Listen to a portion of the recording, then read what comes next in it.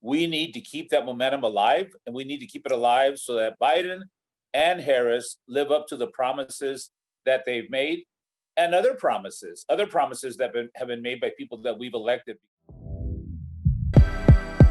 Welcome to Essential Stories, an independent grassroots docuseries and live roundtable discussions that give voice to people on the front lines of our world's most pressing social issues.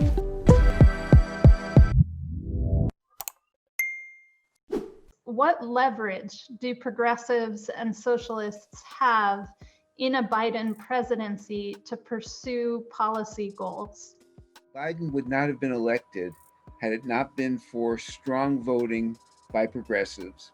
And yet the people he's appointing right now to key positions in his administration are very centrist and not very progressive. This is sort of a third Obama term in some ways, and that's not very healthy because it was the Obama administration's lack of being able to meet the needs of the people that gave us Trump. We are very unlikely to get much legislation passed because right now there are a number of people in both the House and Senate Democratic caucuses who are fairly conservative.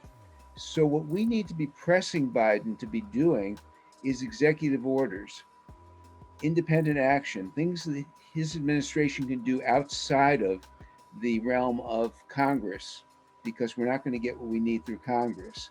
The biggest challenge for going forward is going to be the Senate.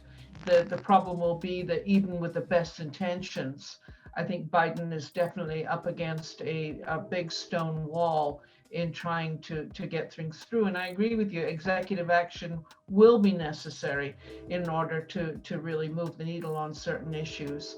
Well, I think we all have a lot of leverage if we take action and not just expect things to happen, but we have a tremendous amount of power by taking it to the streets.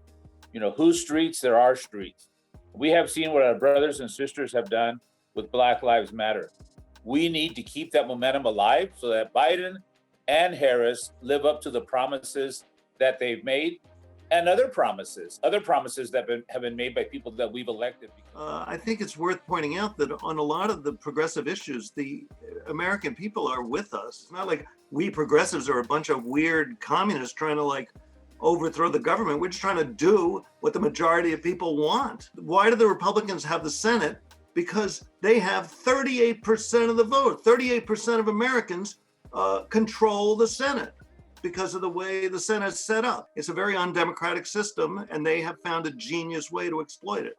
We know that, 80% of Americans want universal health care, and that is not something Biden has any interest in delivering or has given any reference to delivering. We are not being represented by, we are being ruled by both parties. One of the things that I don't like about Democrats is that they don't have a backbone on a lot of these issues. The Republicans could care less. They do whatever they want to do and they don't look back. I agree with you. I think the Democrats on a lot of issues are wishy-washy. They don't take a very firm approach on it. It's like, well, let's wait and see. Well, wait and see, look what happened. There we had 4 years of absolute hell on wheels. The Democrats have got to, take executive action, be bold, not this gingerly walking, well, that's not the right thing to do. I say we see a new Democratic Party, very progressive, and let's go forward. That's what I would like to see. So in terms of leverage, what we have is essentially the ability to communicate through organizations and individuals with our newly incoming administration. So we need to have mass demonstrations. We need to have letter writing campaigns. We need to have people speaking out, writing op-eds, writing letters to the editor, getting on public media, making their voices heard, getting on alternative media and spreading alternative media. There's a ton to be done, but we need to be engaged. We can't just expect it to fall like fruit ripe from a tree. It's not going to.